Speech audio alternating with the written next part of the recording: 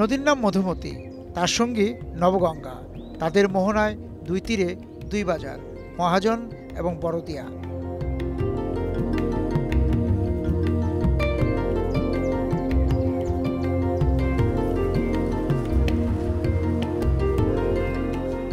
নবগঙ্গার ভাঙনে মহাজন বাজারের সেই দাপট নেই। হাকডাকের স্বর নিচে নেমে গেছে। ভাঙনে নবগঙ্গার কাছে একের পর এক দোকানের সমর্পণ দেখে। এই যে বড়দিয়া বাজার, মহাজন বাজার, এটার তো একটা ঐতিহ্য আছে। সেই মানে একসময় তো খুব জমজমাট হাকডাক ছিল। এই হাকডাক জমজমাটটা কমলো কিভাবে? মূল কারণ আছে নদী ভাঙন। আমাদের নদী ভাঙনের জন্য আমরা কোনো উন্নতি করতে পারি নাই। যখন এই মনে করেন এখানে প্রত্যেক জায়গায় একটা বাজারে দু চারটে দালান কোঠা এরা সেটা অনেক কিছু থাকে, কিন্তু আমাদের এখানে দেখেন টিনের সিট ছাড়া কোনো ঘর নেই। তার কারণ একমাত্র হচ্ছে যে নদী ভাঙনের ভয়।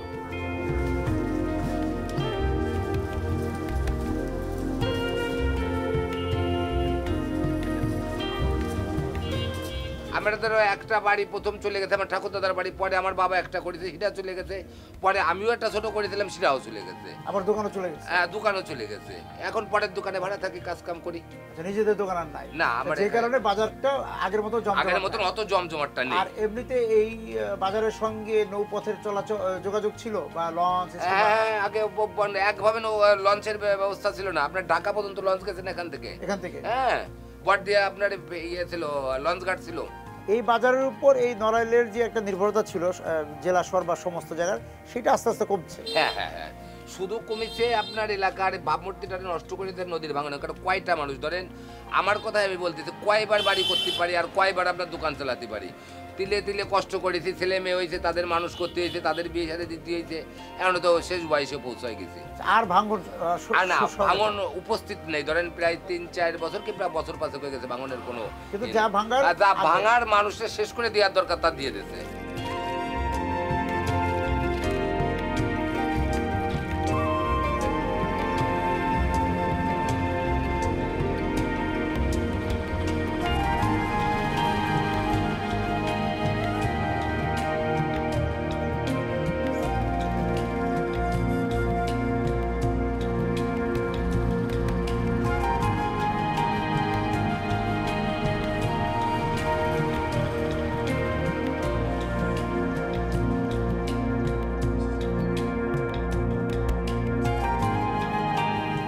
নবগঙ্গা মধুমতির মোহনা পেরিয়ে বড়দিয়া বাজারে গিয়ে ক্ষয়িষ্ণু এক হাট বাজারের সঙ্গে দেখা।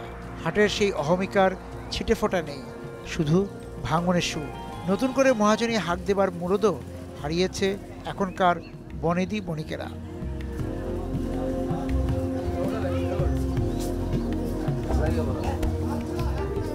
এই জায়গার সবচেয়ে বিখ্যাত ব্যবসায়ী ছিল হনুমান বাবু।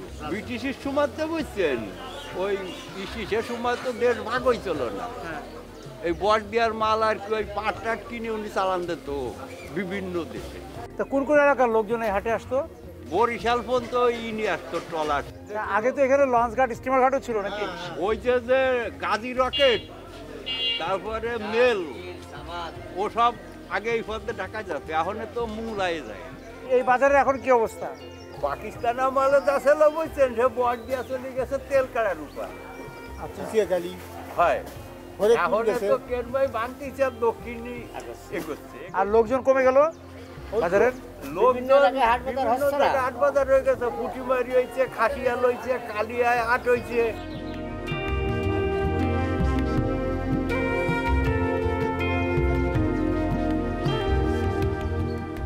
আপনাদের ব্যবসা কতদিনের?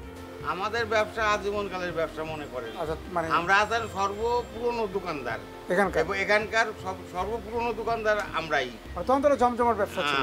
তখন জমজমাট ব্যবসা ছিল। এখন ব্যবসা আগের থেকে 16 না আগে যে বেচলে এখন একানা বিক্রি হয়। কেন এই অবস্থা হলো কেন? নদী ভাঙনের জন্য? নদী ভাঙনে এখন সব জায়গায় যাতায়াত যোগাযোগ ভালো, আজকাল মানুষের ঘরে ঘরে মাল পৌঁছায় যাচ্ছে, যে কারণে এইটার যে একটা এই কারণে বড়দের বাজার বিলীন হয়ে যাওয়ার পথেই এখন। কারো হাতে ট্রানজিস্টার দেখলে মনে পড়ে পথে দেখা এক চারু মিয়ার কথা। দিনের 24 ঘন্টা রেডিও তার সঙ্গে ছিল। গ্রামে গ্রামে ঘুরে বেড়াতেন রেডিও বুকে জড়িয়ে। তেমনি একজনের সঙ্গে হঠাৎ দেখা মধুমতির পারে। কি আপনি রেডিও শুনছেন নাকি? তাই সবসময় শুনেন রেডিও? তাই মানুষ তো রেডিও শোনা ছেড়েই দিচ্ছে। তবু আমি ছাড়িনি। আপনি ছাড়েননি? না। কতদিন যাবত শুনেন রেডিও? 15 বছর। 15 বছর। কি কি শুনেন রেডিওতে? রেডিওতে ভালো ভালো অনুষ্ঠান শুনি আর কি, যেমন? নাটক, গান, বেশি রবীন্দ্রসঙ্গীত শুনি। রবীন্দ্রসঙ্গীত শুনেন? কোন কোন কেন্দ্র? শুধু খুলনা শুনেন না? খুলনা, ঢাকা, ভারতের মৈত্রী। ও সব শুনেন। এই যে কাজ করেন সারাদিনের, এর মধ্যে রেডিওর সঙ্গে থাকে? হ্যাঁ, সবসময় রেডিও থাকে। রেডিওটাও তো সেই দিনের ওটার ইয়ে আছে। চলো। 40 বছর ধরে যারা আমাদের সাথে ছিলেন, পাশে দাঁড়িয়েছেন, আপনাদের সকলের প্রতি আমার আন্তরিক কৃতজ্ঞতা।